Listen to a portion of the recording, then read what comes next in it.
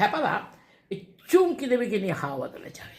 আর চুমকি দেবী পায় কি 4-4টে trolley bag, একদম ফুল লোডের মাল, তার সঙ্গে পিঠের ব্যাগ 3-4টে ছোটোখাটো পুটলি, কি নেই তাতে, সমস্ত কিছু মশলাপাতি, তারপর ছুরি যা আছে সমস্ত নিয়ে, জামা কাপড় কম্বল সমস্ত নিয়ে কুড়ির মাথায় চাপিয়ে খেপাদা চুমকিকে ট্রেনে তো তুলে দেওয়া হলো ফার্স্ট ক্লাস এসিতে।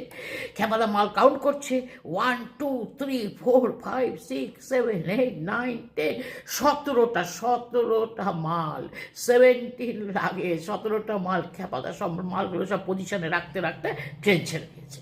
তখন চুমকি দেবী খেপাদাকে বলছে, আচ্ছা শোনো, ওই ছোট ফ্রিজটা নিয়ে নিলে কিন্তু খুব ভালো হতো, ওখানে গিয়ে আমরা দারুণ সুবিধা হতো, ঠান্ডা জল ফল মালপত্র। আর ফালতু কথা বলো না তো, এখন এর মধ্যে আবার ছোটো ফ্রিজটা নিয়ে কী করবে? এই তুমি যা বোঝো না, কথা বলবে না, একদম চুপ করে থাকো। ওই ট্রেনের 2টো টিকিট তো ফ্রিজের মাথার ওপরই রাখা ছিল।